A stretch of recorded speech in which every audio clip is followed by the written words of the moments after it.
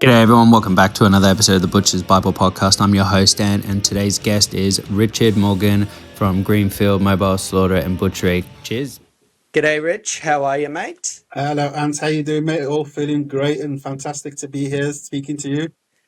Yes, thank you very much. Thank you so much for joining me, mate. It feels like it's been a very long time coming It on has this been. one. Yeah, it has been. We've been waiting for about 3-4 months now, trying to schedule a Mm. day to fit it in, and we finally got there, which is brilliant. Yes, no, you are probably hands down one of the busiest blokes I've known, especially leading up to Christmas when like talking to you and you sending me photos and everything as well. And then I'm just like, oh, should we put in this date? And you're like, nah, I got like 6 kills on this day, Yeah, and then I got to do like 6 sheep the day after and all this and that. I'm like, oh, right, I'll get you in the new year. But yeah, we text all the time though, so it's a yeah. good friendship that we've started now. Yeah, it's almost I kind of looked at it just before Christmas, and I almost felt like an emergency service worker. Because because there is no stopping whether it's Christmas, New Year, things need to be done, people need them done. And, as much as you'd like to take the time out for yourself, you get somebody who's desperate, says, oh, I've got this, pig, or I've got this, lamb that's just been escaping non-stop and it's causing us nothing but grief. And we really want to try and get it through. And being of the personality that I have, I tend to want to more help people than I do wanting it to be a sort of selfish business sort of outlook. So I find Mm. myself sort of just saying yes before I've given it thought, and then I'm committed. And so suddenly I kind of look at Yeah. shit. I actually have to work, the day before Christmas. What? How did that happen? And it's like, well, you were engrossed in the conversation, and you just said yes again.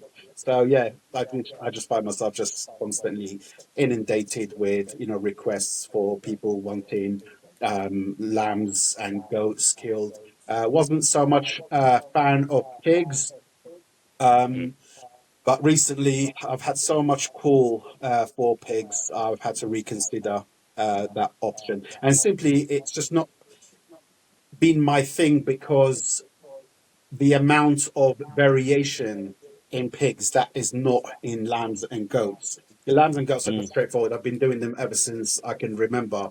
Probably from 16 years old, I've been dabbling, or probably even 15, been dabbling in sheep and goats and whatnot. So to me, Mm. that species is second nature, and sometimes to get yourself out of your comfort zone and start doing something completely different that you're unfamiliar with. I know the anatomy is the same, but the Yeah. cuts might not be, and so I've been very apprehensive about jumping into something new. It's almost the same feeling as being in a certain job for 20 years, and then all over a sudden you feel you want to change your job, but what can you go into? Because, without experience, you can't get into anything. And to get into a job, you need the experience. So I've Yeah. felt that jumping into pig was exactly the same as trying to apply for a new job. It's like, well, what's your Mm. experience? We all know what a job is, and so we all know what butchery is, the concept of it. I understand, but the anatomy caused me apprehension because the same with cattle. With cattle, you've got all these different types of cuts that you can pull out of that beast, and there's hundreds of different names, and those names are duplicated, numerous times simply because different people call them different things. And so Yeah. it becomes like a degree to try to understand the anatomy of certain breeds of animals. But Mm. we are talking about pigs, and so that was my concern, is it was alien to me. And I must admit, I probably put myself off beyond realistic measure simply because I don't understand it. And so nerves kick in. You think, well, you've never done it before. You're not technically skinning a pig because it doesn't skin like you skin a goat or a sheep. Mm. So, but the amount of calls that were coming through just made me reconsider. And just like with sheep and goats, I've had no formal training per se. I didn't go to any college or any school or any first-hand one-to-one training with anyone. It was simply, if you want to get into it, you need to find your own way, because it's not like you can just knock on doors and say, hey, I want to learn this trade, and you can come in. It's very, very difficult to get into.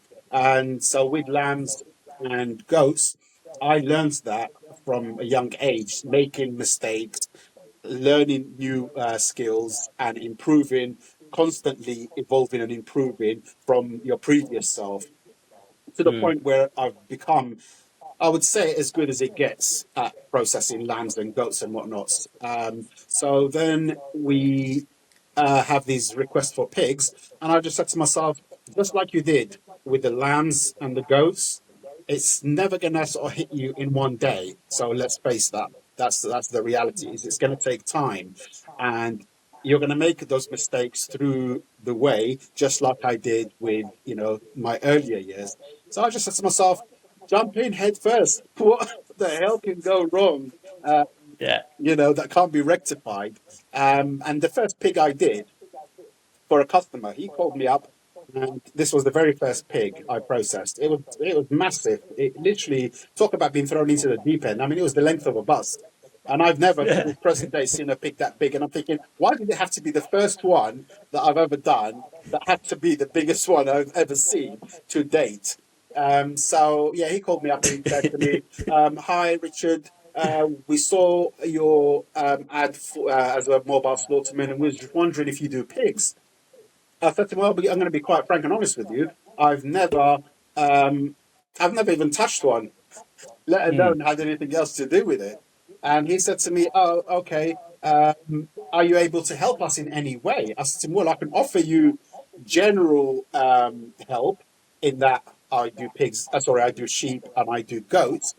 But when it comes to pigs, I said to him, I can certainly help out if you guys are familiar with the process." He says, "Oh, we're very familiar with the process, but what Oh, we don't good. have is the skills to dispatch the pig. We don't have the All skill right.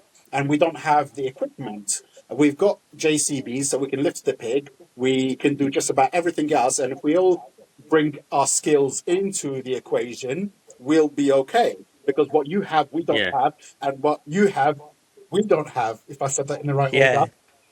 Light hands make Yeah. more hands make light Light work. work, Yeah. yeah, exactly. Yeah. And I said to him, "Yeah, sure, no problem. I can come in. I definitely can kill the pig. I understand the anatomy. I understand where the brain is.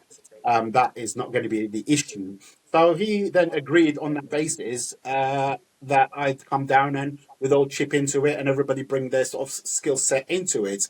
And at that particular point in time, my only skill set when it came to pigs was shooting the pig. So Um, I went up on the day. We shot the pig, did that right, and we bled the pig.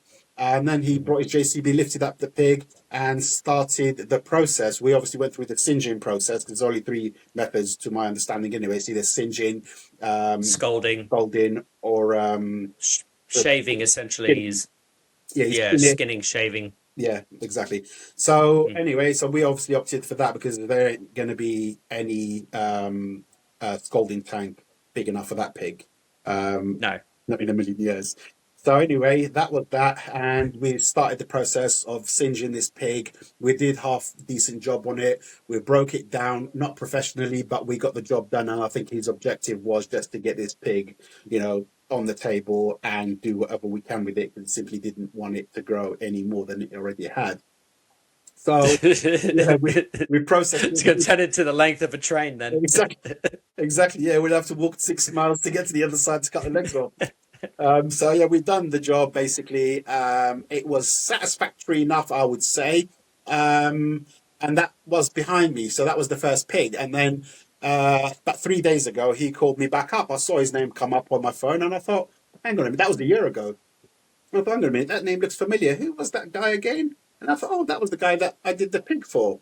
So he called me up and he says to me, "Are you still doing the job you're doing?" I said to him, "I'm only just kind of getting comfortable, mate. So literally, we're not going anywhere." He goes to me, "I've got 3 pigs I need to process. Don't worry, they're not as big as the other one you did. These are only about 100 kilos in weight. So Okay, yeah. yeah, so how do you feel about helping us out again?" And I thought, well, I guess I couldn't have been that bad if they're calling me back up again to do it again. So obviously, then Mm. he said to me, he's got 3 pigs that need to be processed. So he says, "I don't know what order we're going to do them in, whether we're going to book in the first pig process that, and then do another two on the second date that he's booked in with me. Or we'll do two on the first day and one on the last. The point is, we've got 2 dates booked in with 3 pigs that are going to fall into those dates, all 3 of them. So I said to him, yeah, that's fine. We can definitely do that. So he's been booked in for those pigs. And then subsequently, I've had another 4 bookings. So I guess I understand that you will just dive head first Yeah. and just see where it goes. Single swim, baby, single swim. Exactly. I mean, everything in life is difficult. Nothing is handed to you, and you just gotta sort of, if it's not your thing, you won't do it. But if it's made for you, like it was said, it's in the blood. So if it's in Mhm. the blood, you're gonna find, where there's a will, there's a way. Yeah, And so exactly. Yeah. yeah, obviously, because of that, I decided that, well, education, you got to find one way or the other, whether it's going to be through research, whether it's going to be through talking to other guys that do the same stuff and learning from them the things that you don't know. Mm. So I basically called up a local butcher shop that's not too far from me. And I explained the Cool. story to him. I said to him, listen, I said, I'm a mobile slaughterman. I specialize in sheep and goats. But obviously, as the story goes, I've had a lot of interest in pigs and I'd like to start doing them. Now, would it be reasonable or unreasonable to call you and ask you if you would allow me to come into your shop and basically just work with you and pick up the breakdown of pigs? And fortunately, and to my surprise, he said that's absolutely fine. Got no I problem told with you that. that when you asked. Yeah, When yeah, I you did asked, I speak to said you the about that. anatomy's the same. The anatomy's the same. It's just like doing the process, and you just got to know those cuts and everything. And I said to you, why don't you just call your local shop and Yeah, just yeah, fucking ask them? yeah, And look at you. yeah. Yeah, you gotta just do what you gotta do. So yeah, from Yeah. the conversation me and you had about that, I gave it some thought, and I thought, you know what the hell have you got to lose? It's either going to be one of Mm. two things. It's either going to be yes or a no, and no's not going to sort of shy you off from asking the next guy, but you're going to sort of find somebody at some point. If 9 say no, the 10th surely has to say yes, because you're not Yeah. paying me for my time. I'm not offering a service. I'm just asking as a humble human being to be taught a skill that you have. Would you be Yeah. kind enough to pass some of that information that you have to me to allow me to flourish in my own life? And I mean, Yeah. I would do the same thing to people. And so I feel it's a reasonable request. Anybody who comes to me says, hey, listen, I've had people call me up saying, hey, I've seen your ads. I love what you're doing. And I want to get started doing what you do. Any chance you can help me? I said, listen, you can come down. Feel free to come down and you can go out with me. I can show you what I do. I can show you how it's done, and set your feet on the path. And anything I can give advice wise, anything I can show you, I am more than happy, because knowledge is to be shared. Nobody Yeah. wants to sort of die and take information with them. Pass it on to those who are keen and enthusiastic to carry on a dying trade, technically. Yeah. Yeah. So yeah, so we've Very, got very nicely put. exactly. Yeah, so I've got that booked in for tomorrow morning to go down there, and sort of we'll see how that goes, basically. But every day's a school day, and you're never going to get anywhere if you don't really push outside your comfort zone to try and learn things that you don't know. I mean, I've been down that path, like I said, with sheep and goats, and now it's time to repeat that process and learn new skills with pigs. And maybe in 10 years' time, I'll look back and say, there was a time when I knew nothing about pigs, and here we are today processing them like they're, nothing. Yeah, no, it's brilliant, and it's fantastic that you've gone out and just gone. I'm just going to call a shop and just I need to know this and the breakdown process and everything that comes with it as well. It's just fantastic because the thirst for knowledge, and like you said, those people are in the shops doing the daily and retail side. That is knowledge, and that knowledge it should be passed on if to someone as yourself or anyone who's interested. Yeah, And if it makes your life easier, fucking oath, that is awesome. yeah, yeah, yeah. I mean, it would be fantastic. So, I mean, it doesn't stop Mm, me from processing them, because you can only offer what you know so far. And so mm, far, I know enough to get started. It's not like when you're completely sort of green and you have no idea where the head of the mm, pig is and where his tail is. I know enough about the anatomy. I can break down the basics, split the pig down in half, remove the legs, remove the shoulders, the basics of the butchery I understand, but it's just that slightly in-depth information that, Mm. because things are done from certain points to this point and that point to that point. And it's just good to be able to sort of have someone show you exactly where your knife needs to drop to remove this particular bit and what to remove from here and what to remove from there. So it's just a fine Mm. tuning, really, that allows a person to develop, further confidence in what they're Mm. trying to do. And I think it's the same wherever you go. If you start a new job, you're going to have to learn, what you're doing with The that job. introductions. Yeah, Exactly. it's all about the introductions and what comes with it and what your Yeah, role is. yeah, Yeah. exactly. All jobs require some sort of training. Mm. So this is purely one pushing themselves to acquire that training through any means necessary in order for Yeah. them to flourish in that, field that they wanting to get into. So yeah, so far, I mean, we've got quite a few pigs booked in. Good. And yeah, Good. we're just kind of, like I said earlier, dive head first, and without mistakes, you can't learn. That's just part and Mm. parcel of the learning process, and you just have to accept that and understand that failure or making mistakes is not necessarily a failure. It is just a part of the process to get into Mm. where you need to get. Nobody goes from A to B flawlessly. There's going to be hurdles to jump. There's going to be mistakes that you might make, but with this type of industry, there's nothing that can't be fixed. There's no Yeah. mistakes you can make that are going to be the end of your career, so to speak. It'll just be a case of every mistake will just be ticked and say, right, yeah, that wasn't supposed to be from here. That was supposed to be from there. And you will just continue to flourish, continue to learn. And as long as you're willing, then you will pick them up. And I am more than willing, because for me, it's, like I said, it's in the blood. I mean, I've been interested in butchery, in particular the slaughtered side of things, ever since I could actually remember, ever since I was probably about 14, 15 years old. I think I was about 13 when Mm. I killed my first chicken. And then Oh, it just wow. kind of, yeah, it just went from there to sort of sheep. I was killing and skinning when I was 16. Don't get me wrong, it was always the methods of traditional people, but Mm. sometimes traditional methods are outdated, and through progress, you can develop speed, you can develop, just a much more efficient way of processing animals. So yeah, you start off as a baby and then you grow into a man through that business that you're in, and hey presto, before you know it, Yeah, you're you proficient. work, you walk, you crawl, you walk, you run. Exactly. Exactly. Yeah. Yeah. Yeah. So take us back. So start right from the beginning where all of this started from your first chicken kill and all the way through and then to where you are now. Like paint us the picture, take us back, Reg. Where did it all stem from? It all stemmed from knives. I was an enthusiast. Um, Still are. Yeah, well, you never stop. I say was, hence, where I started from. But yeah, it never goes away. I think once you have this interest in knives, and I don't mean mild interest, I mean really sort of like, fixated like on blades and knives and all these sort of things, it never Mm. really disappears. It only embeds itself stronger and stronger the more you start to understand. Um, Yeah.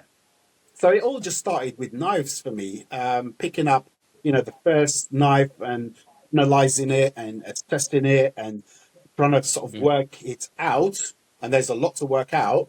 And then it started with a collection. It's like, oh, I like the look of that one, but I like the size of that one. I like the color of that one, but I like the narrowness of this one, but I like the thickness of that one. And so it kind of becomes a collection. And then before you Yeah. know it, you've got, about 10 knives, all mixtures, in your collection. And it's a thirst that you will never quench. It really is. It's Yes. like a thing you can never get rid of, because I started collecting, and the more I had, the more I wanted.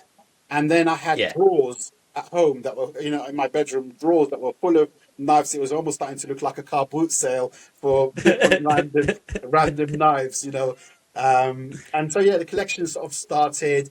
And it started with mainly pocket knives, folding knives, small knives.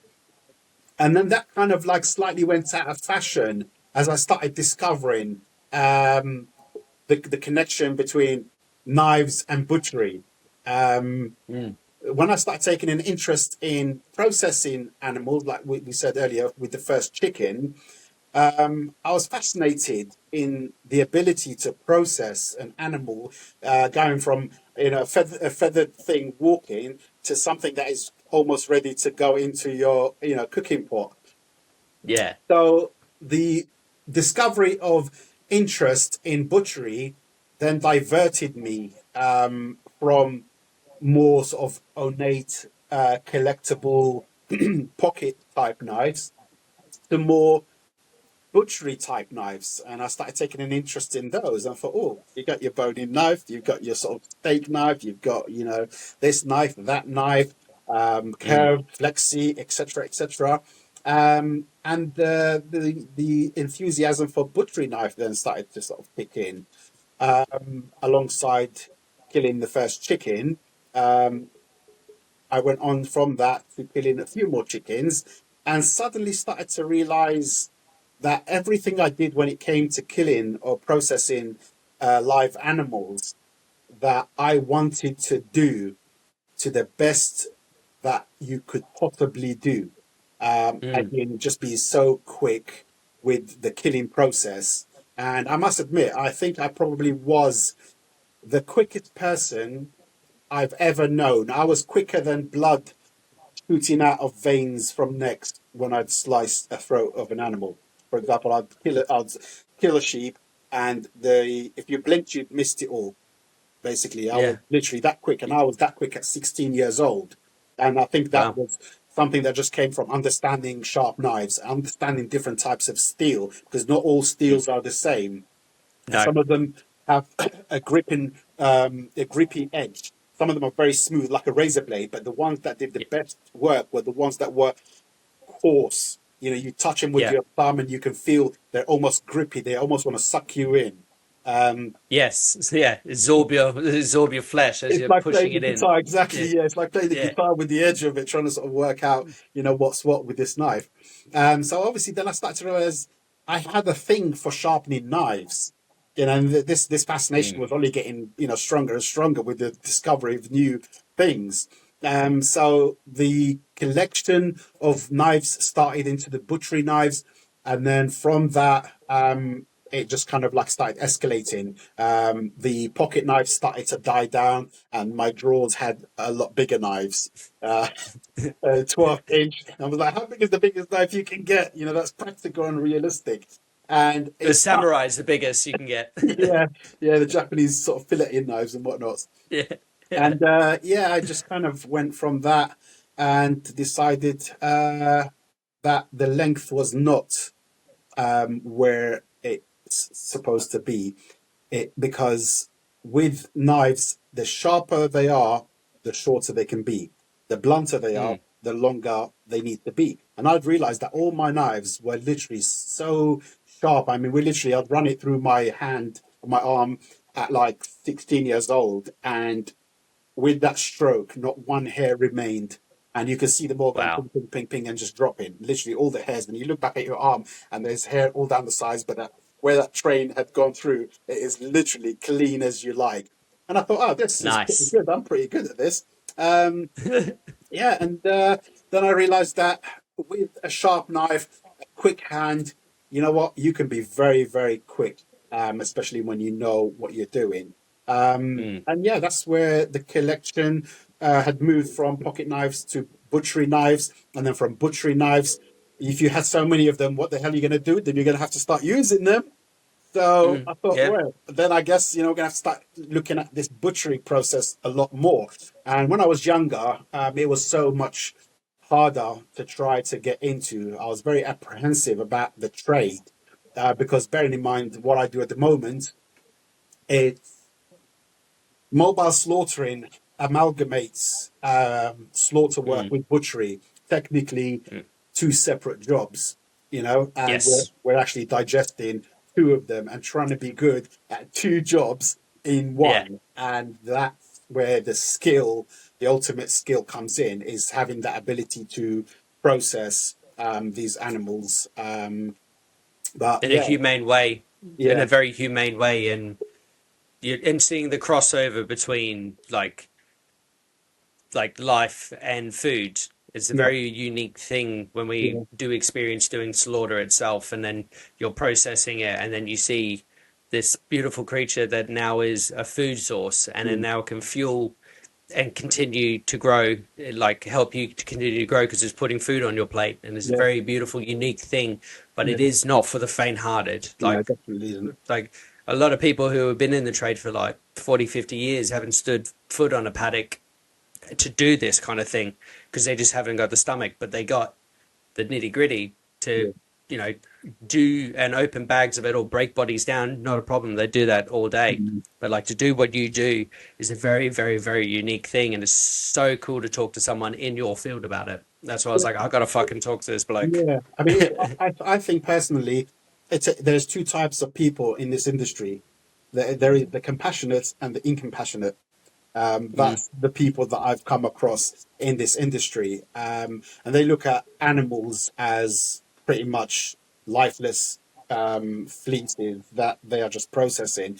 And I would mm, say I came from that when I was younger, but I have mm, evolved in in the time that I started keeping sheep and goats, and you have the lambing period of time.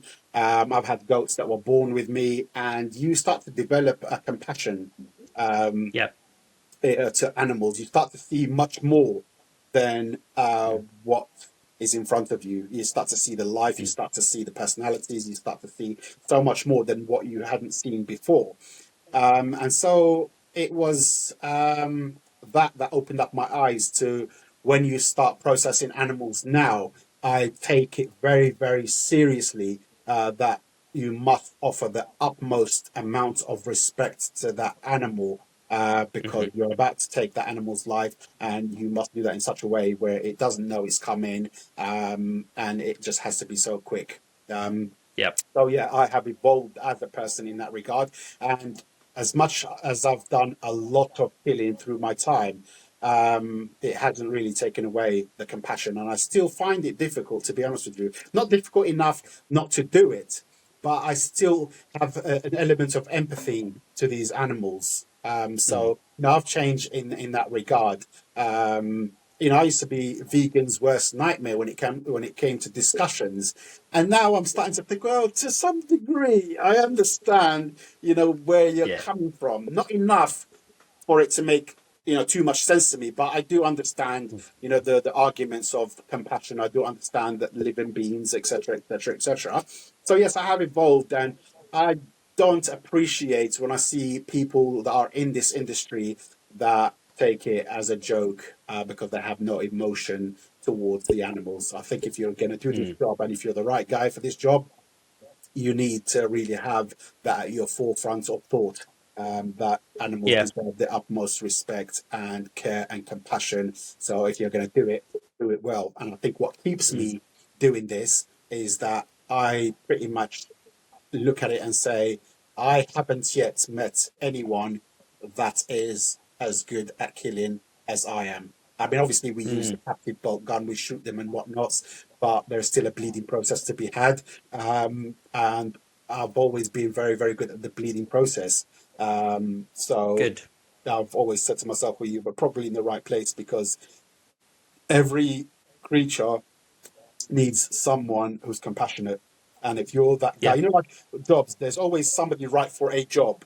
There's a policeman who's supposed to be a policeman because he is, regardless of that uniform. There's a nurse who's right to be a nurse, not because of her uniform, but inherently she is a caring person. And it's no different from the slaughter aspect. There are people that are supposed to be there, people who are compassionate, that care about these animals, not the type of people that are booting animals around abattoirs and whatnot, which we know those types of people exist.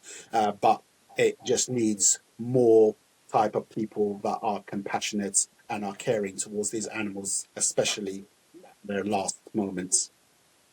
Yeah, no, that's beautifully put, mate.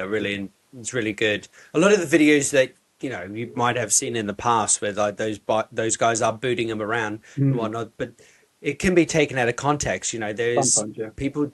Yeah, it can be like they could be having an off day. They're like, troubles at home and whatnot. So there is like that element. It doesn't mean that that person's not compassionate or anything as Yeah. well.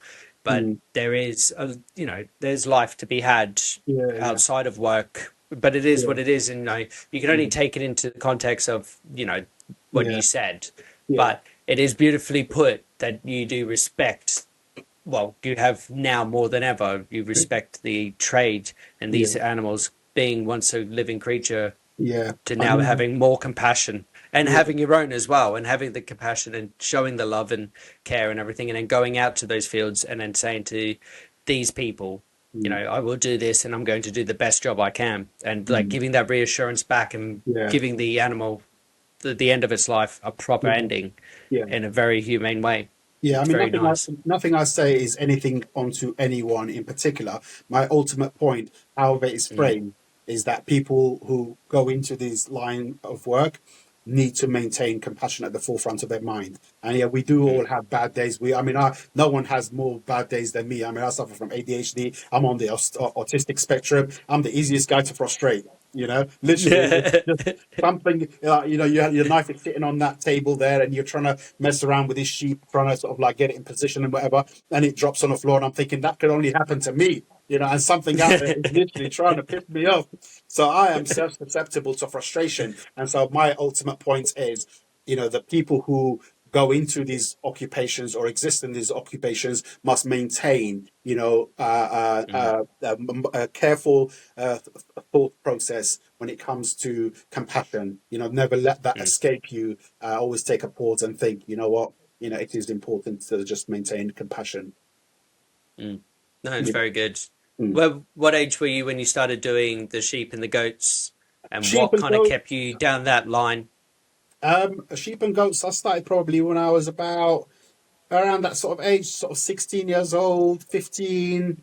Probably the first sheep I ever did was probably 15. It was anyway around that sort of age mark. Mm, And I did the first one and just felt that it was really for me. This is where I needed to be. And mm, I couldn't tell you then what was drawing me to it.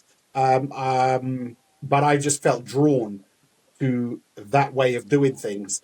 Hence, it didn't really disappear. It just carried on growing and growing and growing. And we're here today, sort of processing large numbers. Whereas when I was younger, it would be more like the occasional one here and the occasional one there. And if you made mistakes when you when you were at that time, it was very easy. It was very difficult to rectify those mistakes because your next opportunity is not going to be probably for another 2 weeks or 3 weeks to be able to sort of get your hand on ah, another example, because I was only helping around, and was so enthusiastic. I just dived head in again to try and get more involved in these processes. So I was literally just helping out the people that I knew that were doing it, and suddenly found myself excelling faster than what anybody would expect. And before you know it, the people that I was helping were now helping me.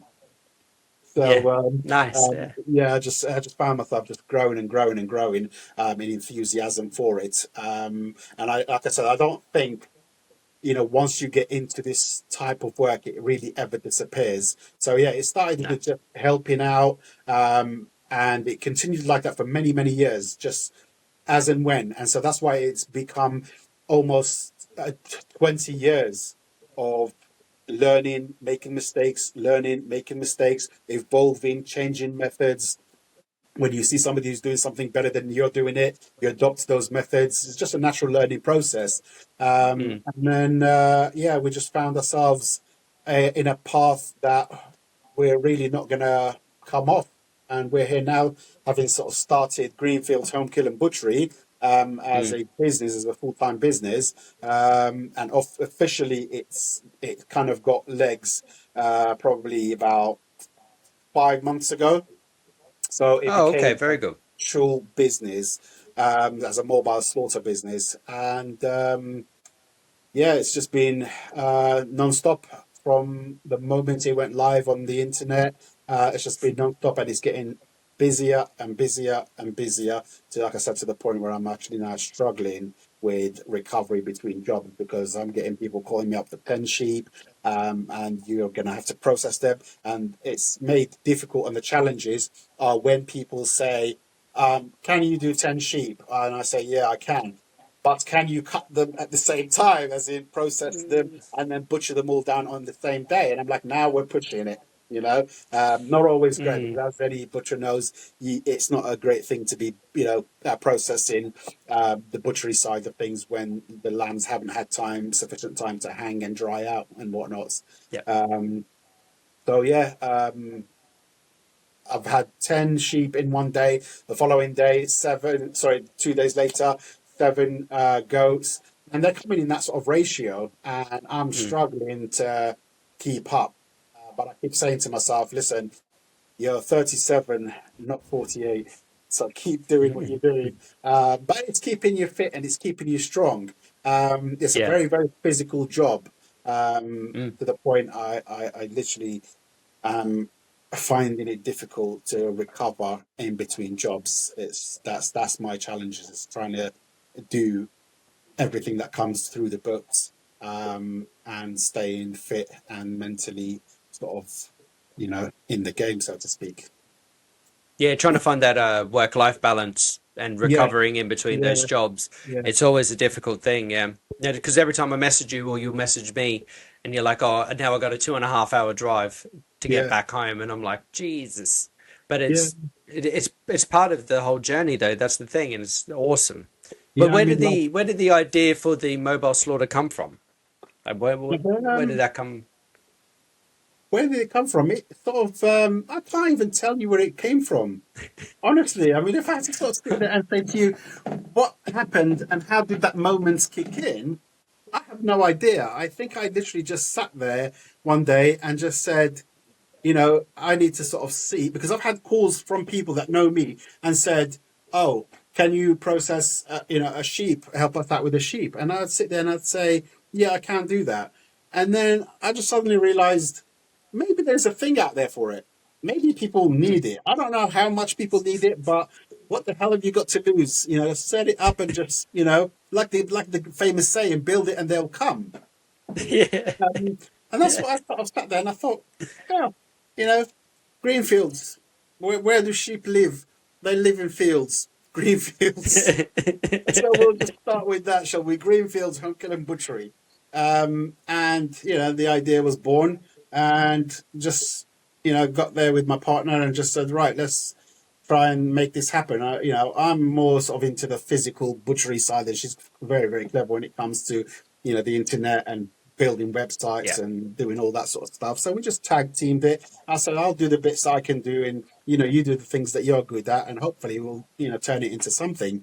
And Mm. at the moment, it's a thing, and it's out there, and people are just calling like literally 2-3 times a day, saying, "Can you Wow. do a pig? Can you do? I've got 6 sheep. I've got 7 sheep. I've got 10." And people saying, "What's your maximum you can do?" And I'm like, "Well, I'm not a walking abattoir, and I'm just one guy." If you've got sort of 2 or 3 people helping you out, it just makes the job a lot easier. But for me, it's Mm. just me. I'm just one guy. And, yes, I could probably do 15, 20 sheep in a day, but that's going to have an impact on tomorrow. Yeah. Because as well as that, you got to be back at home, you got to clean equipment and stuff like that. It just demands so much out of your mind. You just find yourself, I mean, literally, was it yesterday, day before? Come back home and I was so shattered. My back was aching, the actual muscle, not a back problem. It was Mm. just an aching muscle that I had at my lower back. And I walked, I come back from work and I thought, right, get the equipment out ready to wash for tomorrow and whatnot. 'Cause it already got dark by the time I got back. And I got 2 dogs that I walked separately. Walked the Yeah. first dog and walked the second dog, and I couldn't complete that walk. My back was in so much agony. All I could think about was laying down and stretching my back to recover. And my back continued to hurt right up until the point I woke up the next day. It took me literally hours to recover from that. And that's just the It's nature of from the job. carrying around that bloody block, the bandsaw, all the equipment that come with it. Every time you roll it all out, it's fucking lifting Mate, all that. Mate, the bandsaws are heavy, and lately all that I've had revolving through my head is, mate, you're doing dumbbells with sheep. You're doing Yeah. curls. with like, 50 kilo, 40 kilo sheep. And, you've got 7 or 8 of those. You got to first, sort of shoot them. Then you got to pick them up. Then you got to put them on your cradle. You got to start the skinning process. Then you got to get a gambrel on the end of the legs. Then you got to lift it up again. And then you got to sort of put them above head height to hook them up on the hook. And it is literally the whole day is just spent doing that. So, I find myself, I am grateful for the physical aspect of it, but because it helps the body, so to speak. It's the opposite of laziness, isn't it? I mean, sort of pain is progress. And yeah, I think I've lost weight from starting this work. My previous jobs were just sort of sitting around, sort of not doing very much, just tapping on the computer. But with this butchery process now, I kind of thought, yeah, it's labor intensive, but that can only be good for your health, can't it? Because you see people like, what's his name, Aaron Waters. Aaron Waters, yeah, You know, legend. I mean, the guy is an old guy, but he is still rocking and rolling, man. He's He probably is. stronger than me. He really is. Mate, I Yeah, reckon he could lift up like 2 sheep on one arm, just bosh. yeah. One He's pig in such a this strong arm, bloke. yeah, a pig in this arm and a sheep in this arm, put them on the hooks. Yeah.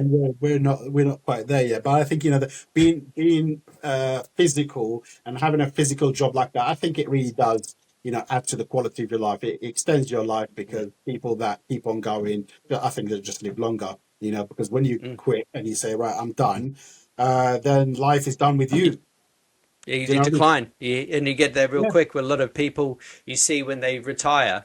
They're Mm. going to do traveling and they do all this and that, but then you see over like a 15-year period, they just decline because they're Yeah. not active mentally or physically or Yeah. whatever it may be. And I Yeah. think Yeah. also you got so many elements, especially in your job. You got fresh air, you've got all the Mm. elements, you're Yeah. actually lifting and you're using your mind and you're Yeah. you're you're like you're focused because one cut, especially for you or this animal, it could go wrong.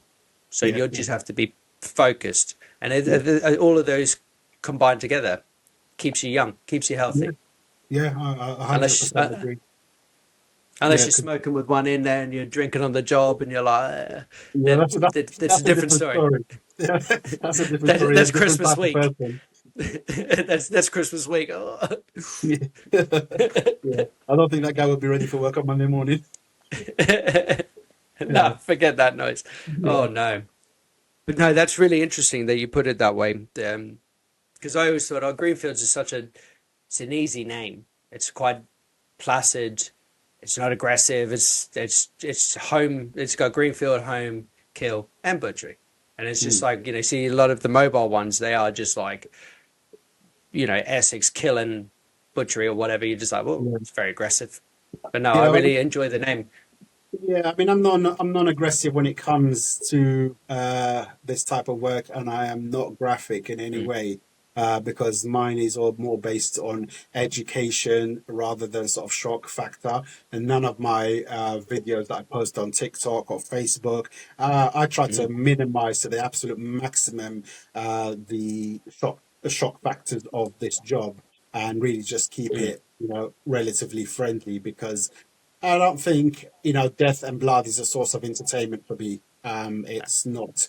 I mean, it's locked away and it's behind closed doors for a reason in most cases. And mm, I do agree with that. It's not something that you can mm, just clap out there and, be okay with people seeing it that don't want to see it. Because when you put it out mm, there, it's literally almost like people fall upon it by mistake. People like mm. vegans, for example, end up getting videos that they're like, what the hell have I got this shit here for? Um, Yeah. and it's like it's indiscriminate. It literally ends up on anyone's page, and I don't want to be that guy whose video, shock video, ends up on someone's page that they didn't ask for. And so therefore, all Mm. my content is relatively viewer friendly. I It's just very think, PG. Yeah, it is. because I I try found to that on keep it. Tik. Because that's where I found you. Because I was like, I'm learning to use TikTok and everything, and I Yeah. should probably post a bit more. But yeah. But that's where I found you, and I was just like, oh. And then I was like scrolling through all your stuff, and I'm like, this is very user friendly. There's nothing graphic about it. It's it's very humble, and it's actually easy to watch, and especially like all of the content that you do. It's it's all there. It's PG. It's good fun, yeah, and yeah, you get sucked into it and you're immersed, and you're like, well, now yeah, this is someone I got to speak to, yeah, and and we've been speaking for quite some time now, and I find that your content compared to like when you see the other home slaughter kind of stuff, it's just like, yeah, they're giving too much of their curtain opening, yeah, yeah, but yeah, because we're in the industry, we're like, yeah, sure. But for like you said, if it's on someone else's like for your page or whatever, you might be in a bit of trouble, and then you might start getting strikes, and then you'll start yeah, going down on yeah, those views or whatever, and then yeah, that really does take a lot away from business and everything because then you're on that strike list, your yeah, stuff won't be able to spread out further, and then it yeah, means business is going to probably close in just a bit more, and that's where word of yeah. mouth comes into play. Yeah, I mean, I was But then, told, be very careful about, what you post and how you post mm, it and what content of conversation you have revolving mm, around the things that you do, because you mm, don't know who your customers are. And mm, lo and behold, I had a vegan who was my customer, go figure it. mm, So a guy who's married to this woman, um, she's a regular meat eater. He's a vegan. And so, if my content had been inappropriate, then I guess you really have ruled that customer, because you have to basically please both sides with what you're saying and what you're portraying and the image that you're mm, giving out. So I just found myself thinking you do have to be very, very careful, because I'm not in the business to offend or upset anyone. I'm in a business of education, and the slaughter work that I do is primarily there on Facebook and on TikTok for people who have an interest in that, to see it in a relatively safe manner. Because even if people were interested in butchery or in the slaughter side of things, they're mm, not necessarily ready for it. You could be interested psychologically in something. It doesn't mean that you are right here, right now, ready to look at, veins popping and blood shooting and stuff like that. You have to mm, be a certain type of person. I mean, just about everyone I speak to says, I don't want to see it. I don't want to see it. I mean, I've got all the content. I video all my stuff for personal education, for personal development, from learning from my own content and stuff like that, because I'm never beyond, learning. Every day's a mm. school day, as they say. And Yep. so I'm literally, I have this information. And, for those who are interested and want to see it, it's there, but at request. It's not something Yeah. that, you're just going to plaster across, your buses and across your pin boards on the street and stuff like that. And be like, no, you got to see it. No one asked to see it. Yeah. So anyway, that is just my own way of doing things. Everybody has their way of doing things, and I'm not going to sit here and say there's a right way or a wrong way. I'm just saying that's my way of doing things, because I like to look at things just a little bit more open-mindedly, Mm, for me, and say, you know what, people might be interested in the topic, but they may not want to see it. And so therefore, mm, you go to my TikTok or you go to my Facebook, you'll be able to see, the sort of things I do. I mean, I am just one man at the end of the day, so we don't have a filming crew. Sitting there mm, filming everything I do. So I'm literally up against everything, up against time, up against getting on with it, up against the courtesy of the customers, because mm, I'm pretty sure at the back of my mind, they want you to just turn up and do the job and not say, hold on a minute, let me just set up my filming equipment and my cradles and all this and that and the other. And don't worry, I'm not going to get you on the video and all the rest of it. So I have to mm, just kind of like balance the act, basically, and make sure that everything is in proportion, from being efficient and providing the best service you can for people, to keeping it quite respectful with what you're filming and what you're taking away from people's private property and whatnot. So yeah, it's yeah. just a juggling balance, and I've just found that for me, personally, that is the best way to do things, because ultimately, at the forefront of everything, it's a service that I'm providing, and a service must be provided in a professional manner. And so therefore, Mm, you have to take all aspects into account. You can't just be willy-nilly going into people's places with a concept in mind, because there should only be technically one concept, and that is a client and a service provider, and they want a job done. And that mm, is basically the forefront of it. Anything else has to be done, very, very delicately and very carefully. So my videos and my content are limited in how much filming I do, but it gives people the broad idea generally of what's happened. They will pick up the picture from A to B, even though the graphics are not necessarily there. No, that's brilliant because it's an easy watch. It's really nice to watch that kind of stuff. It's a bit different from most of the content that you do consume. But then I was just thinking when you were talking as well, like you saying that you reserve a lot of the behind the curtain kind of stuff. But then how Mm. many horror films that are so realistic these days that people are consuming, and then you put up one of those Terrifier movies that are there. They got like 3 movies now. It's fucking horrendous. If you're into horror movies, it's fucking horrendous. But then you Yeah. do yours, and then but people can stomach this blood and gore. But then a very simple thing like that, like with that, what you're towing the line with the transparency kind of like the same concepts, but it's just Yeah. two different things. And it's I really think, wild how people yeah, I think, perceive those things. yeah, I think And with I'm those sort like, of things, people know, the real from the fake, and it's just a movie. I think if people were placed in a horror film that was real, I think it would change all their concepts. I mean, there is nobody greater fan of horror movies than myself. I'm literally a really, fanatic when it comes to horror, anything spooky, anything ghostly. For goodness sake, I even want to live in a house that's haunted. Whenever you see one, you think, "Oh, that looks haunted." I'm like, I want to live there. So I yeah, am a total fanatic when it comes to that sort of stuff. But I think people do understand that that is just graphics and it's not real. But when it comes to slaughter work, they do understand that this is very, very real, and yeah. heads are rolling, and somebody is doing that. So yeah, I think that's really what it just comes down to is fiction from reality. People understand that is reality. That these animals are sort of being processed and killed and Mm. whatnot. So yeah. If you like horror stuff or like haunted stuff, you should come down to Dorset here. We got Mary Shelley's grave 15 minutes from me, like maybe less than 15 minutes, and there's always Yeah. spooky stuff going on in there. Mm. If you know who Mary Shelley is, anyway. Yeah, Yeah, yeah, I've heard of that. Yeah, yeah, it might be worth a yeah, visit then at some point just to see yeah. if it gets my heart rate going. Oh, yeah, and then there's another place, Hinton.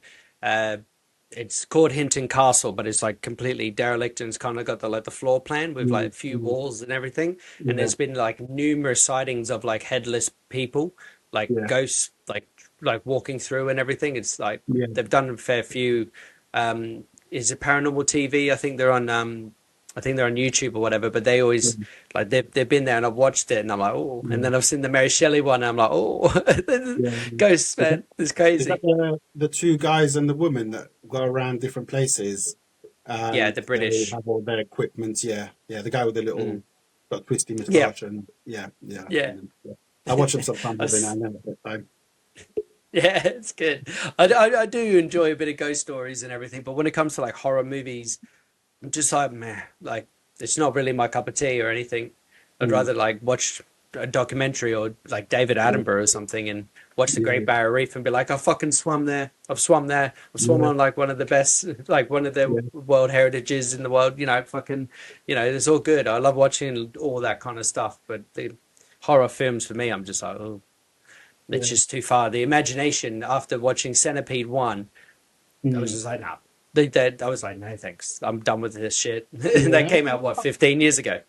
Yeah, unfortunately, I don't think they're making great films like they used to in the old days. I find myself revolving around watching the same horror films over and over and over and over again, simply Mm. because, there's nothing really that comes out that is any good, really. I think one of the latest ones that was half reasonable, pretty decent, was Wolf Creek, Australian Oh, one. yeah, that's Australian. Yeah. Yeah, But that's a that, what, the fantastic one. the Love that first one. one?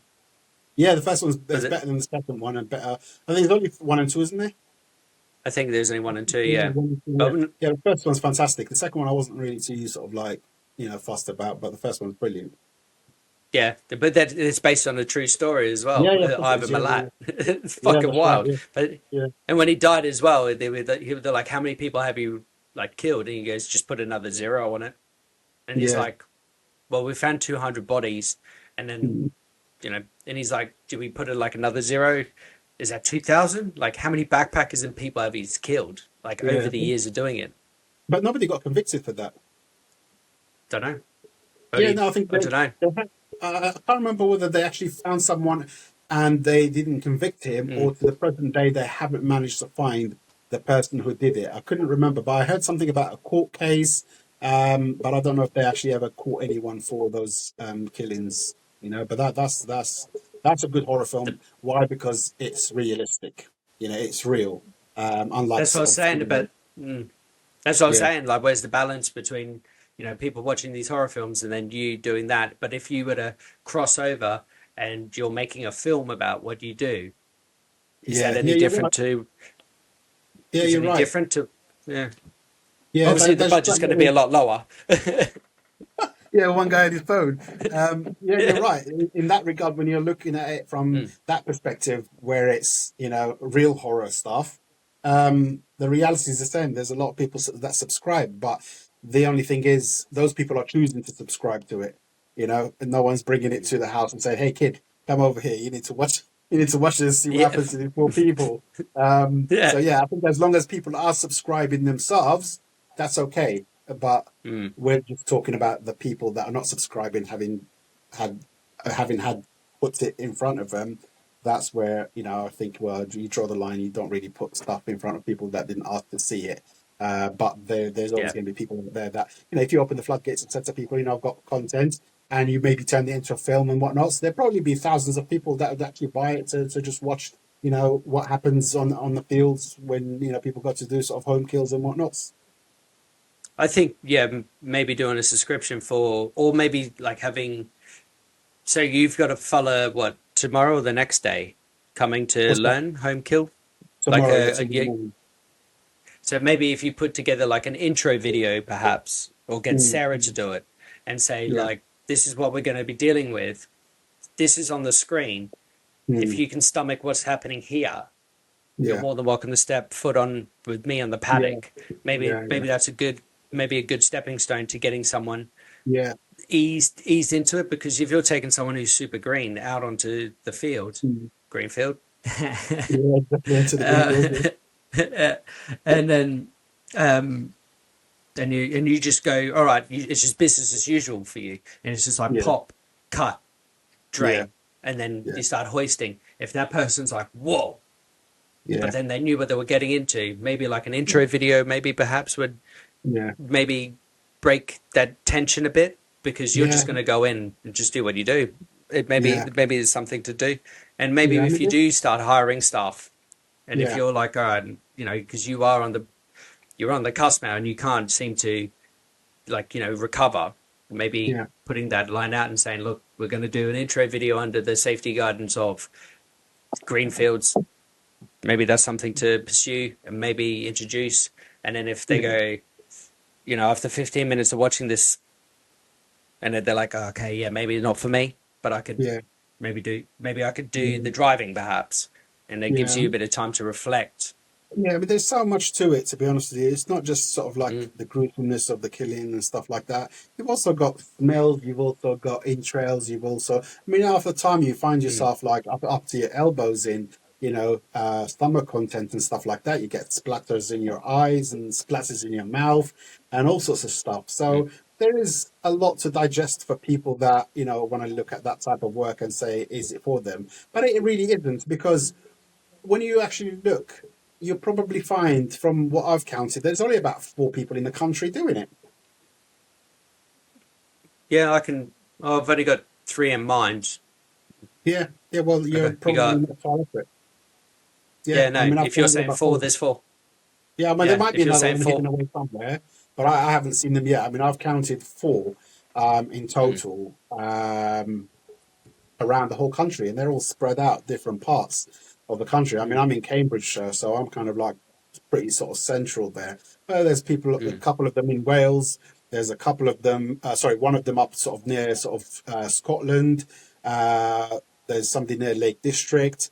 So they're spread out very thin. So it's not, there's not a lot of people out there. You think that there'd be loads of them, but I've struggled. I thought, is that all there is in the whole of the United Kingdom? There's only about mm. 4 people that are doing this mobile stuff. It's crazy. It's no wonder we're kind of busy and hectic, because it's just you got issues and you got to get them resolved, and sometimes the abattoirs won't take them in. I mean, I had a Yeah, call from a 100%. woman. Yeah, a call from a woman about a week ago. She just went on Google, typed in Greenfields Homekill and Butchery, and she's like, "You're the only one that come up that is a mobile sportsman.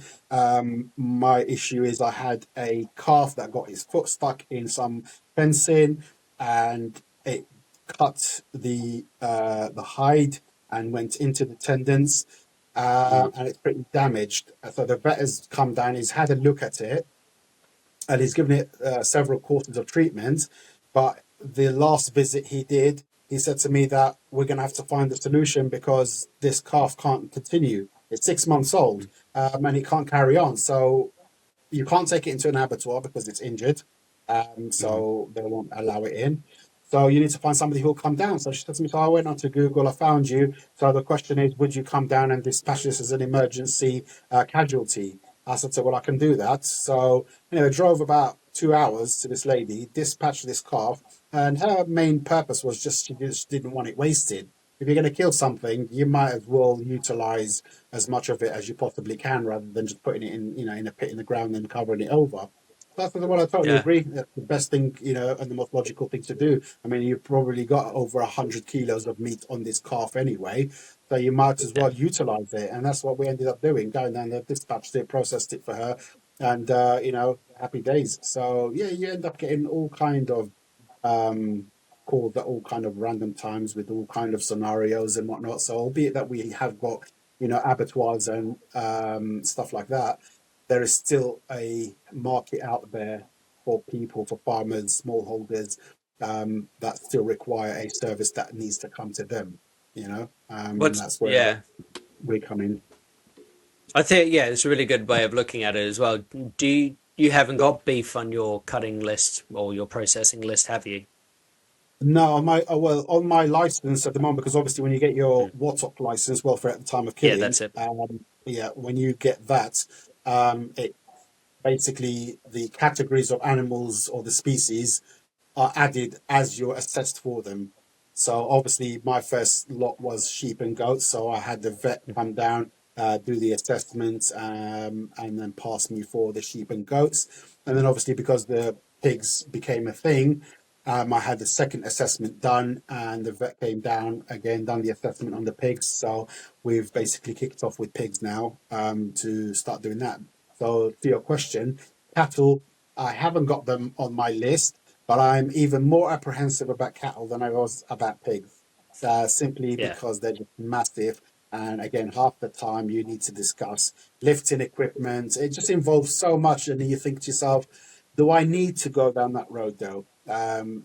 Albeit I don't have them on my license, you can still do them if they're a casualty. So if Yeah. there's an injury Yeah. for humanity reasons, mercy killing, so to speak, you can go Mercy. down there and dispatch them basically because they're at the point of suffering. So that path that I did was such a case. Mm. But yeah, cattle, I think I'm gonna leave that to the big boys basically, simply because I don't really need to delve into that. You can go into something that you don't need to go into. And I've got enough going on with the sheep alone, sheep and goats. And I'm still just Mm. stuck in the pigs for the sake of it. So I think I'm still way far from cattle. I don't really need to burden myself with that weight, when I can just focus on, it's like your plate is full. You don't need to add any more to it. And at the moment, all these animals are to some degree manageable, physically manageable by me, so I don't need to go into sort of like tractor territory, where you're going to have No, to of have course. JCBs and all this industrial stuff to sort of, deal with them. So I think I do draw the line at the moment. Check with me in a few years' time, and see if that's still the case, Yeah. because, things have a way of, changing unexpectedly. Just like with pigs, I was just like, nah, I don't think I'm going to bother with that. And then before you know it, I found myself, doing it. And then you think, well, I'm not going to do cows, but then you've done a calf already. So Mm. is it just really a natural progression? I don't know. I guess we'll just visit that when that day comes. But at the moment, I've got no will to pursue cattle at the moment. Okay. What about What about like game processing? Like if you had any venison like farmers around you, would that be something to add to the list? Well, I've had people calling for chickens. I've had people calling for ducks. I've had people calling for various other species of farm stock. But again, the problem remains that you can't really delve into these things unless they're on your license, and all of those Yeah. require a license. They require chickens, ducks, all of these different species. You would have to be assessed for them. And again, Mm. I will come back to there is no point in adding anything else. And especially when it comes to Mm. sort of smaller animals like birds and chickens and whatnot, it's pointless because, how do you price a chicken? Like, or somebody's got 5 chickens or 6 chickens or 10 chickens. What's that really worth? My time to drive down there and process them is probably going to be, 10 times more than the cost of those chickens. So financially, Mm. I've looked at it because I've had enough people calling me about, ducks and chickens and geese and whatever. And I've just said, yeah, it's even if I could do it, I would have to do it for free for it to be financially feasible for you. Yeah, Because two I'm not sheep. going to drive. You Yeah, yeah, if you killed like if they had sheep, you go, oh, I can do the two sheep, and then for an extra 20 quid, I'll do these five chickens or something like something along those lines. Perhaps would yeah, work, yeah, maybe. But yeah. it doesn't take very long to do a chicken. No, it doesn't. Again, it's different methods. You got to have Mm. scalding equipment and stuff like that. And you like with everything, you think it doesn't take long, and then before you know it, the nemesis comes out, and you're there for like 6 hours processing because it's like with these things, it's unpredictable. I've had like somebody call me up and say, "Oh, can you do 5 goats?" And I said, "Yeah, no problem. Book them in, ready to rock and roll." The day before, she says to me, called me up, and she said, "Hey, I know we said 5 goats, but are you able to do 9 goats?" Because a friend of mine, when I spoke to her last night, that she's got a few, and if I'm coming down to her, would it be sort of reasonable to do hers as well? And I ended up doing more than what I planned, and so it will be always the same with like chickens and whatnot. I mean, are they even worth adding onto your license? Chickens and whatnot. I don't think they are really for me. It's just too much faffing about. One chicken doesn't take very long, but like I said, it really mainly comes down to the finances. I don't think the Yeah, finances yeah. really warrant the chickens. Even if they had 10 or 20 chickens, I don't think it'd just be, it just wouldn't be financially worth their while because the prices that they would have to pay. Somebody tried to negotiate with me and tried to sort of get me to do £3 a chicken. And I said, £3 a chicken. How many chickens do I need to do to pay for my fuel, let alone my time? Do you Mm. know what I mean? Like 30 quid or Yeah. 40 quid of fuel to drive to you and then my time. It's just not financially viable. Even if you had it on your license, it's not financially viable to do. So yeah, I think with all these kind of, birds, I just say, what, not really for me. I think with sheep and goats and, pigs, that, even if you drove 70, 80 miles, 100 miles for one, it's still feasible. But with Mm. chicken and whatnot, so I don't think, if they had 30 chickens, it still wouldn't be worthwhile, you know. No, not at So, all. What about like yeah. venison then? Uh, Venison is going to be a tricky one because of the licensing. You would have to be somewhere where you can actually process them in front of a vet. Where unlike Oh yeah. these other animals, yes, like sheep and pigs, I mean, I keep them, so I'm able to be processed by a Mm. vet where I am and assessed for the killing and whatnot. Yeah. But when it comes to venison, you would have to be on a farm that specializes in that. And then for Yeah. them to allow you to process them, but if you process them, they can't be sold. So technically, it's almost a write-off by you doing it. So you would have to actually Mm. pay for that. Um, and yeah, it's not. I don't think that would work unless you were doing that as a full-time job. I don't know anybody who's got venison on their license, unless you No, actually work not not you know unless. Yeah. at a processing center Yeah. that's specifically for them. Yeah. Yeah, Yeah. Unless you're like a game stalker and a game yeah, dealer, like exactly. it's Yeah, kind of worth it then. But yeah, all exactly. right, that Yeah, makes sense. Because I yeah. looked into But I it mean, yeah, 4 years ago because I was like, oh yeah, I could do it. maybe longer. I can't remember. But then I was just like, oh, there's plenty of venison down here because like during COVID, everything was locked down, wasn't it? Yeah, And then the game process, like the game just went out of control because no one was processing them. And then yeah, I see them all the time here, man. They're wiping out like yeah, gardens and everything. And I was like, yeah, could do like a mobile slaughter just for gaming and everything as well. And then you kind of like, yeah, but beef is really my game. Like, but then you're like talking about big equipment. You got yeah, JCBs. You've got like, you got all the equipment that comes with it as well. yeah, And like yeah. to cut the fuller in half as well. You need a like you could use a handsaw, but fuck that. You'll be there till Like, tomorrow morning. yes. I got my swag ready to go, mate. I'll get halfway through, leave it, and I'll just go lay Yeah, down. yeah, yeah. I mean, Yeah. cattle are so difficult, mate. I mean, that pig that I told you that I did the first one, that was long Mm, enough, mate. Yeah, and I didn't have, a reciprocating saw at the time, so obviously ill-equipped. mm, But went in there with a standard sort of like I think it was 19-inch hand saw, and cool. being that it was a fresh kill as well, it's not even dried out. If it was dried out, you're kind of all right. You'll get there in the end. But with bone that's just fresh, it's catchy. It catches on the saw, and it Mm, makes it difficult to cut. And mate, my arms were literally about to fall off, and I was only halfway. And it gets harder as hmm you go down because towards the neck you've got a lot more density in that Pressure. area. Mm. Yeah, so you're pushing through so much more. And yeah, I mean, it was just back-breaking stuff, man. Just really difficult. So I think equipment is half of the battle. Mm, When you think of mm. whatever species you want to look into, you just need to make sure you're, very, very equipped with the right stuff because if you don't have it, it's going to be all on your shoulders.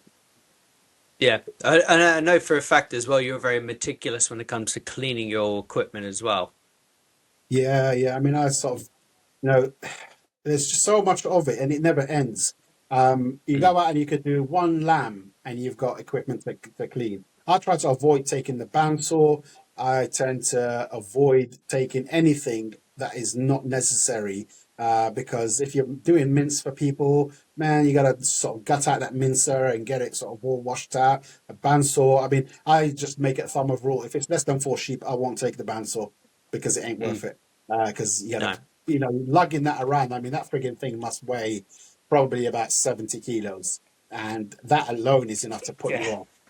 That's some Yeah. heavy, heavy ass shit. Then you've got the butcher's block. My limits on picking up is pretty much the 4 foot by 4 foot poly block, basically. And that is heavy, and that's only the 4 foot by 4 foot. Then you've got the bigger one. Mm, So I try to keep everything as small and realistic as possible because it's mm, almost like you are basically taking a butcher shop and moving it from the shop and taking it to someone's backyard and processing for them. Then you got to get all that stuff back.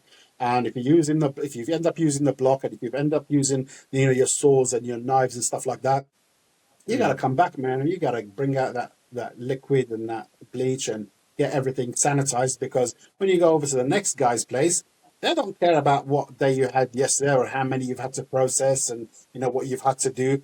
But every person wants a fresh page, and mm, there should be no excuses. You can't be, oh yeah, man, I've just had 17 sheep and I haven't had time. No, there is no such thing, mate.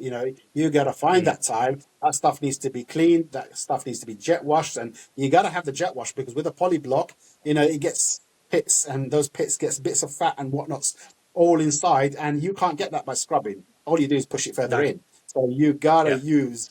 I mean, if you've got a new poly block, it's not too bad. But once you've had, you know, that for a few years and you've been bashing that around and it's got marks and all sorts of crevices in it, I find the only thing that really gets that sorted out is a good jet wash. So you got to come back That's home after you're finished working, get the jet wash out, jet wash your block, jet wash the mincer if you've used that. Then you got to dry it out and then put it away, or that is if you're not working the very next day, put it away and then lug it all back out and start the whole process again. The easiest things to wash are the knives. Anything beyond that, it is literally just so much work. And you think, you're done with those people and you've gone and they're happy and sorted, but you're not mm. until, you've come back home and got absolutely everything, polished up and cleaned and wrapped up again in the box ready for, the next job. Yeah, So it a is lot of people, presentation. It's because you are mobile, but the presentation still applies as as a regular butcher shop where everything needs to be washed down and cleaned, ready for the next day, like a new page, like you said. When you're mobile, you're right there face to face with the customer, and That's right. they Yeah. see. And if you don't look presentable and you're making excuses, oh, I had 7 sheep or whatever, they're still going to Yeah. be like, fuck, Yeah. yeah, I guess you're here, mate. Yeah. Like, but Yeah. like you I said, mean, material. you shouldn't even be hearing that from them.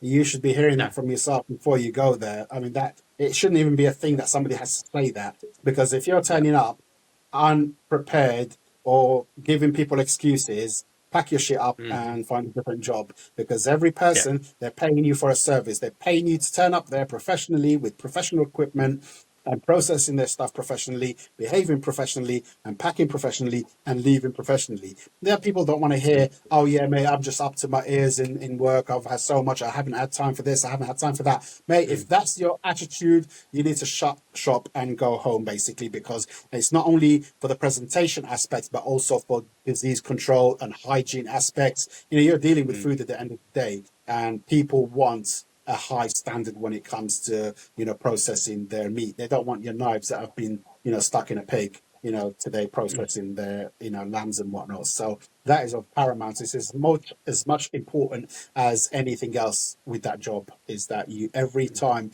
you go to someone's farm or someone's small holding, you turn up there like a shiny butcher shop that only opened up yesterday.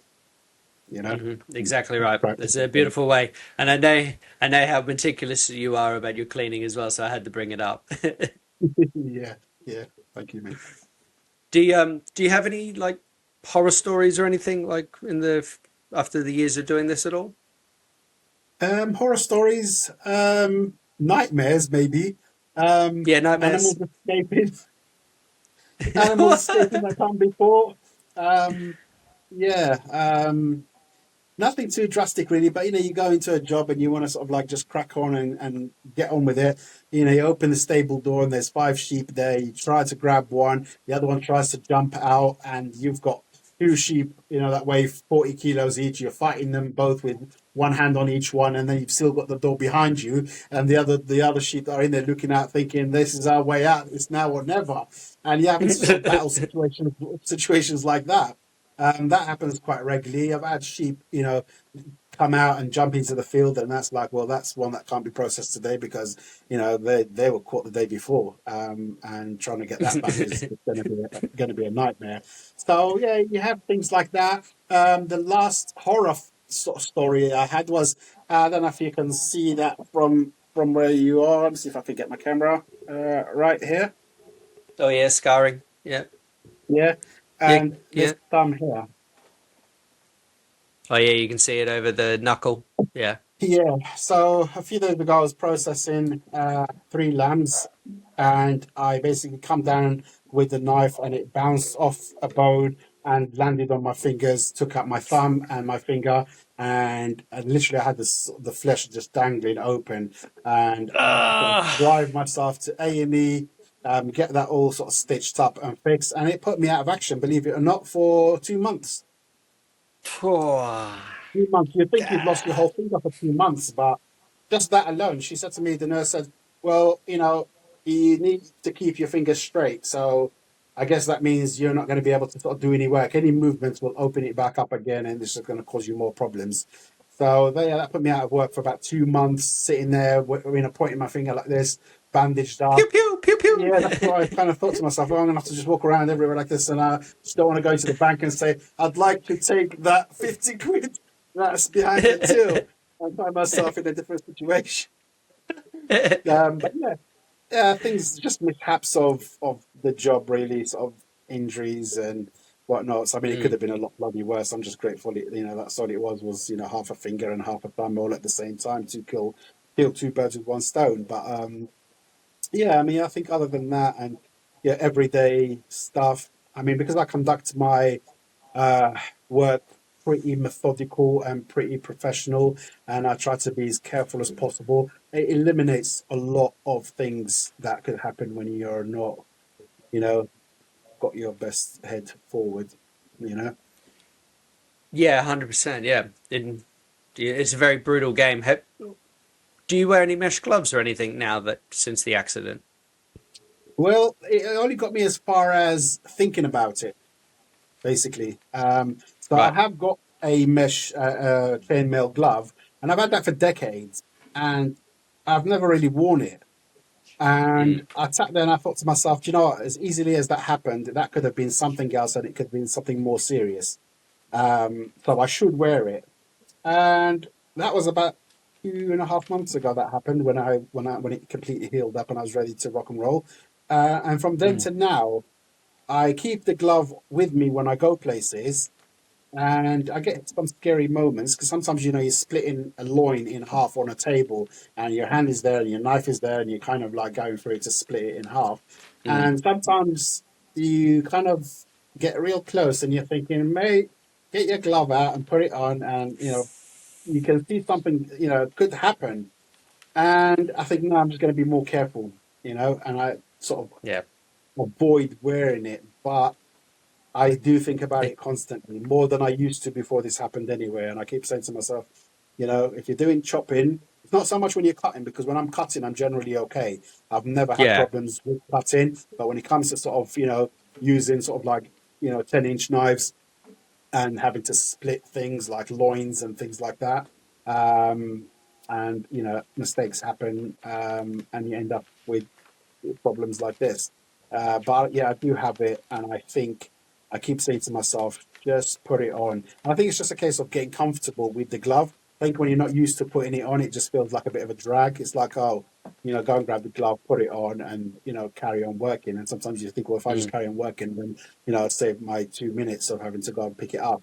And I think it's just the sensation of it.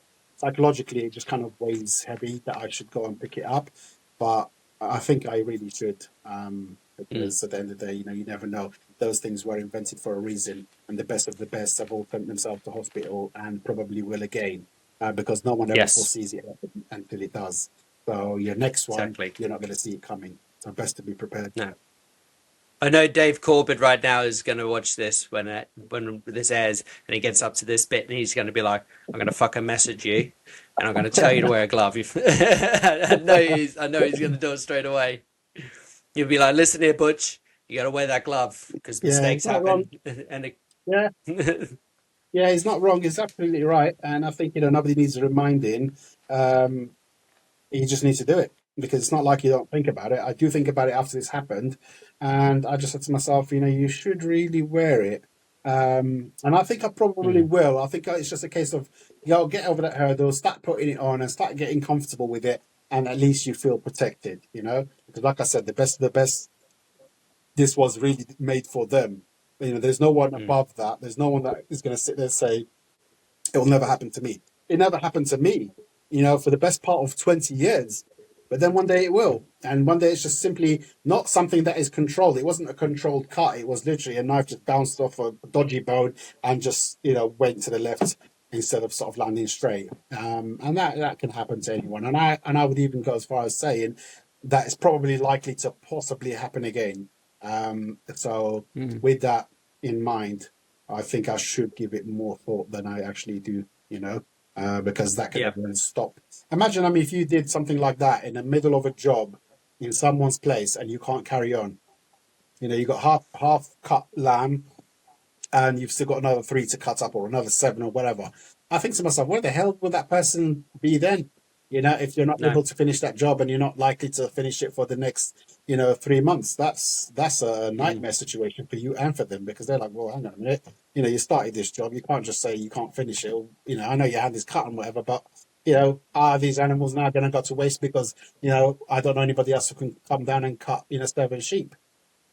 That's the least of your problems. You've also got to fucking pack up all your equipment. Yeah, that's right. Yeah, And, that's and, right. and if you got your bandsaw, if you got your poly blocks, you've got all this stuff. Yeah. You can't be bleeding out fucking packing up, because if you're packing up, you might as well carry on bleeding and cutting. That's right. Yeah. Yeah. Yeah, exactly. Because all that equipment is all heavy stuff. So it's Yeah. gonna still cause you damage to sort of carry on, doing stuff like that. But I think in reality, you're probably gonna have to just leave it there and just hope that, it stays in a safe place and it doesn't get stolen whilst you're gone. Because we're talking about, you know, I don't know, maybe a couple of £1,000 worth of shit that goes with me when I go places. Yeah. Gambles are about £30. The skid hooks, about £30 Oh yeah. each. And I've got about, Yeah. I take with me at least 15 of those, Oh yeah. Then you've got your S hooks, the large sort of like 9-inch ones. Mm. They're about sort of £8 each, and I've got about 15 of those. And then all the smaller hooks, and then all the knives. I've got about 7 or 8 knives that I take with Mm. me. Probably a few £100 there. Anyway, it's horrifying to think, at losing all that equipment. I mean, don't get me wrong, I've got it duplicated because what I've got that I take with me, I've got even more in my butchery room that I've got at the back of the house. Mm. But it's not the point. The point is, you're going to end up sort of putting a lot more at risk than just, your health and safety. Yeah. So yeah, it doesn't bear thinking about really for the sake of just putting a glove on and, hopefully that'll keep you going. But then the back of my mind says to me, well, if you put a glove on, and I've only got the ones that end over at the wrist with the little clippy button thing that you push down. Yep. I've only got one of those. And I think, oh, well, look, if you go as far as going and putting that on, when your knife does slip off the loin again and land, it's going to land up here. And then Well, at least go up to the shoulder. So there is like if them you're gonna ones, do it, just be like bah. yeah, well, they've got them ones, the short ones. Then you've got the ones that end up about halfway up the arm, and then you've got Yeah. other ones that go a little bit higher, and then you've got the apron chainmail. And then I think to myself, well, if you want to really fully protect yourself, just stay at home. Yeah, exactly. Just wrap yourself up in bubble wrap. Yeah, and just stay at home. I think it's just the nature of it, innit? I mean, even if you had all the Yeah. gloves on, how many people have actually stabbed themselves with knives, in the leg, or have Yeah. slipped and fallen on a knife. Yeah, there's I know plenty. plenty of examples of accidents that can happen. You just have to be one of Mm. those guys that has safety, in mind. Even if you're not wearing your glove, for example, but just be so thoughtful about where your knife is going and what direction it's going in. For Mm. example, I got a great example of that one. When I sort of like have the lambs hanging from their back feet on the gambrels, and then you've Mm-hmm. got the brisket, and you got to split that down Mm-hmm. from here to up to the neck as it's hanging upside down. And anyway, Yep. half the time and half the butchers I know or slaughtermen always use a knife to split that down. Right, so you just simply put the Oh, knife in and it just goes straight through, especially with sort of, it's cartilage. yeah, it's It's cartilage. cartilage Yeah, there it anyway. is. Yeah. Yeah, and most of the people that split them with the knife, I mean, especially if it's like this year's lambs, 7 months old or 8 months old or thereabouts, the bone is pretty easy to cut with, a sensible Yeah, knife. it's fresh. But when you're Mm. dealing with like mutton, older sheep, 2 years old or a year and a half old and over, that Mm. that bone cartilage Calcifies. it gets harder. Mm. And I used to find myself doing a lot of older sheep, 15 months and older, sometimes 4 years old, sometimes 3 years old. And the difficulty I kind of came up one day was I was trying to split one of those, and I had the boning knife in the brisket. It's a Yeah. brisket, isn't it?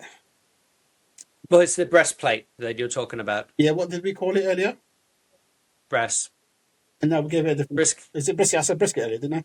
You said brisket, yeah. Yeah.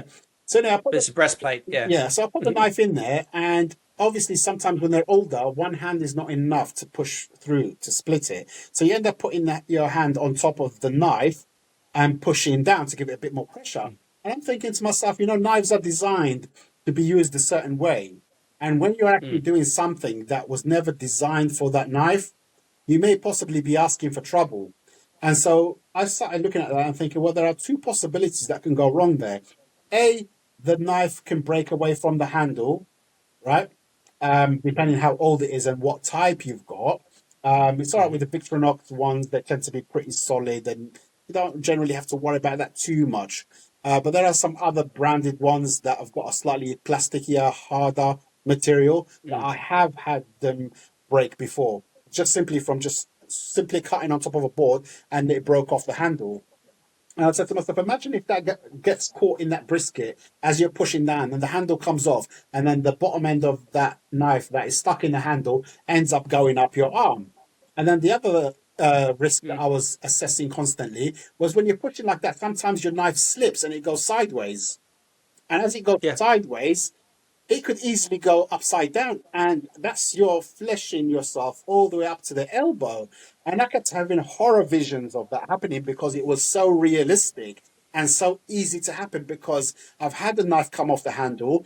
I've had my hand slip, because you're dealing with greasy animals at the end of the day. Some of these older sheep are like, Yeah. there's more grease in them, they're very liquid. Um, Yeah. and I found my hand to Very be liquid. quite oily and quite wet, and you're trying to push on a knife and it's not going down because the bone is quite hard, and it wants to twist. Your hand wants to slip and twist. And it's done that a few times, but at probably 20 Mm. degrees. And I'm like, oh, 20 degrees. Well, if it's gone more than that, or 40 degrees, you are now It's at yeah. risk of your hand going down the edge of that knife. And so I basically evolved my own mind, because it kept happening so many times.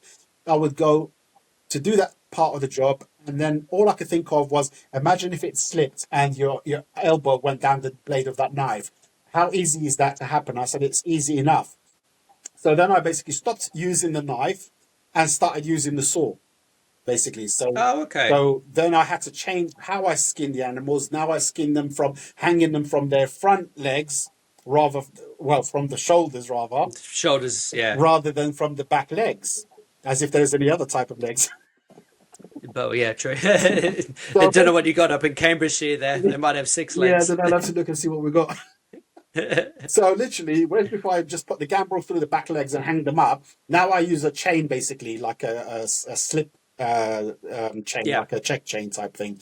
And I would stick Yep. one on this leg and one on that leg, and then hook them up from the front leg. So they're like this. They're easier to skin, and because the head is up, I'm able to split this brisket area with a handsaw to Mm. avoid having to ever do that method, because it is an accident waiting to happen. I did it for years and I've continued to do it. But then the more you become conscious of safety, because we're on the topic of safety, the more I just sat there and said to myself, that is a high risk move you're doing there. You'll do it every day and one day it's going to go wrong. But if that move went wrong, then we're talking fatality. We're not talking about A&E.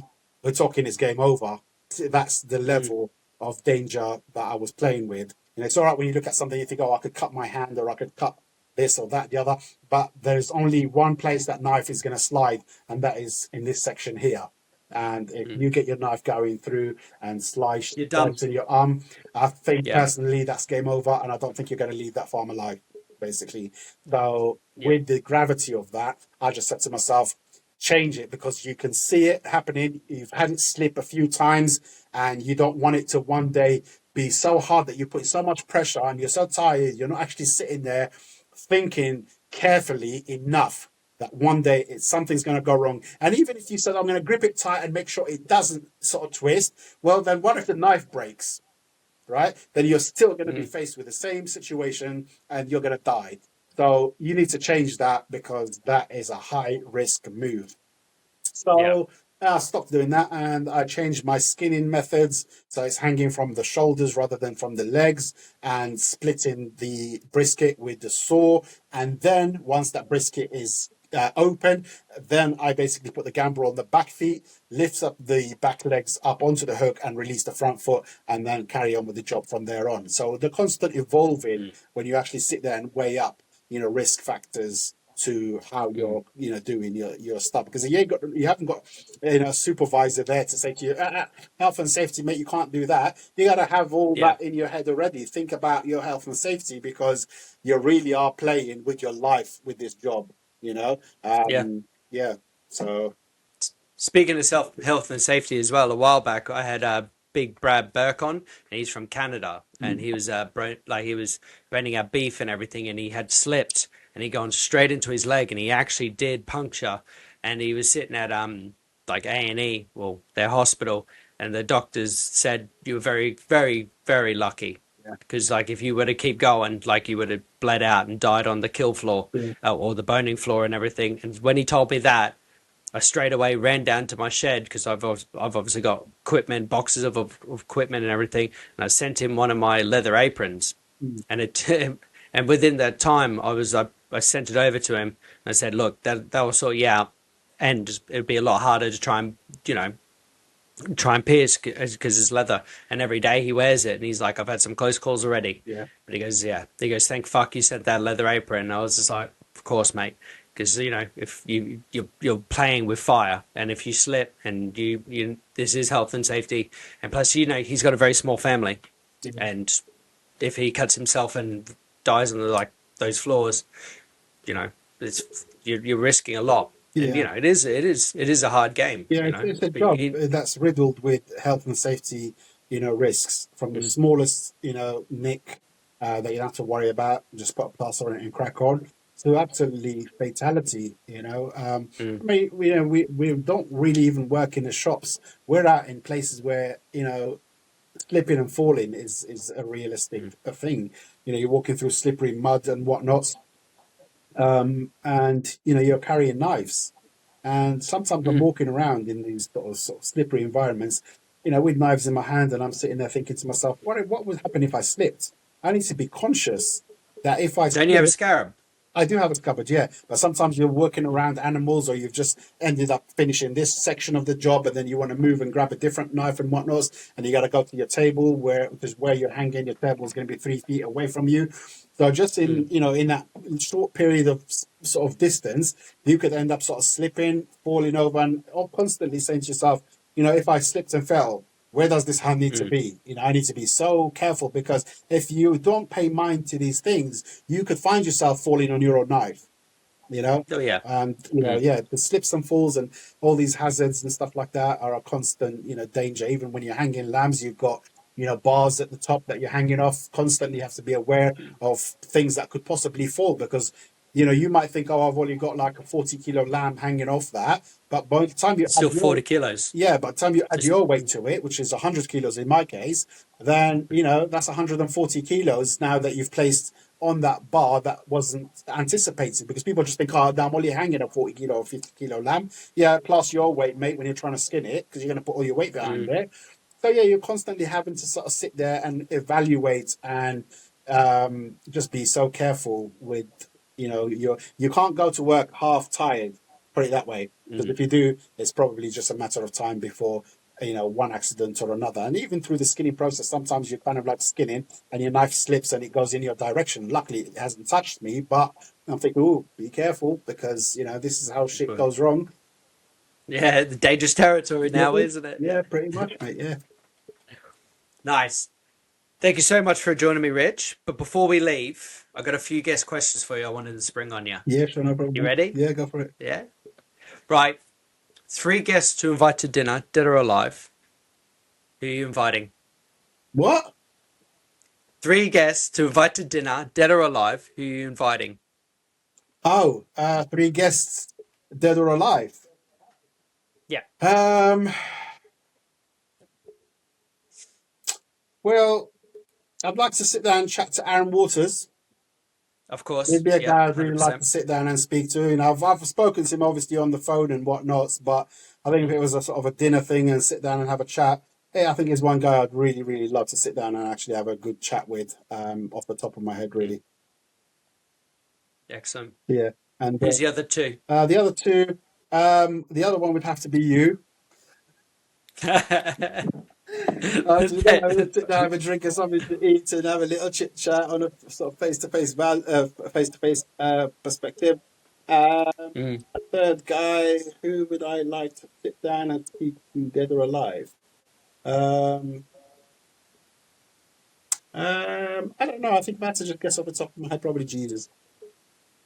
Good shout. Yeah, Yeah. yeah, He can provide the wine. yeah. He can just tell us where we're going wrong and get us all right.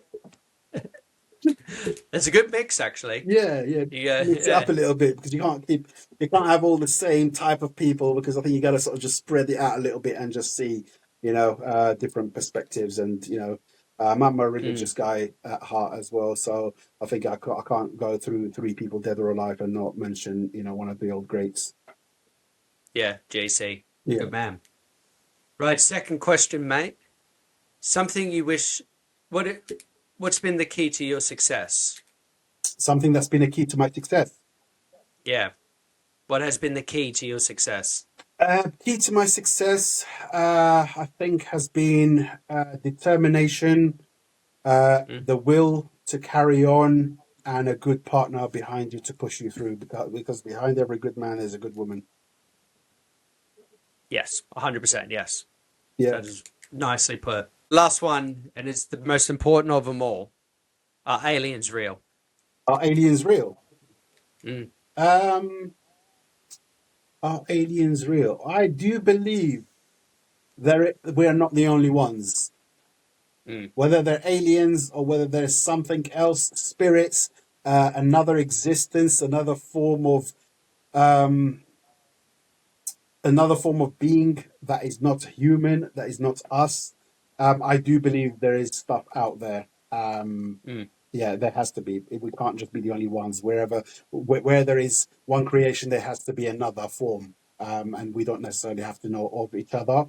But I am strongly of the belief that we are not alone. No, no, it's a good way, and it's one of life's great mysteries. Still, Yeah, absolutely, mate. no, it's good. Right, I'm gonna end it there, mate. Thank you so much for joining me. But before we go as well, can you please plug and promote Greenfields Butchery? You just cracked up there, mate. I missed that.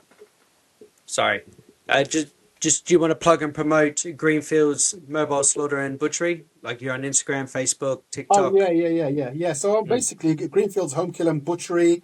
We're on Facebook under the same, all separate words: Greenfields Homekill and Butchery, all separate words.